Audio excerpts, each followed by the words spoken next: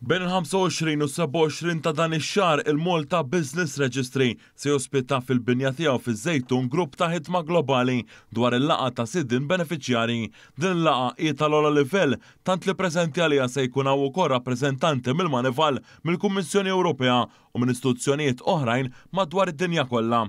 Dwar din il-laqgħa tkellimna mal-kap eżekuttiv ta' Reġistru tan-Negozji Gerardin Spiteri Lucas li wkoll il-President tal-grupp ta' ħidma tas-sidien benefiċjarji fejn se tkun diskussa il-prattiċità f'dan ir-rigward. Intqal ukoll li din il-laqgħa tirrifletti r-rispett li pajjiżna kiseb f'dan il-qasam. Inqażilna Malta x'aħna esperti f'da suġġett, ġifieri aħna pajjiż li qed nillidjaw f'dan it-topic.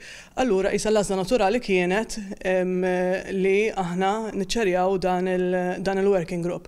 L-isfidi huma diversi, jiġifieri verifikazzjoni li Malta għandna reġim vera robust, l-aċċess tar-reġistru min ħajaraħ u min le, u wkoll l-informazzjoni trid tiġi maqsuma ma' entitajiet oħra, ġifieri wieħed mill-kunċetti ta' verifikazzjoni u li inti tara diversi sorsi differenti fejn tista' tikkonferma s-sit benefiċjarju.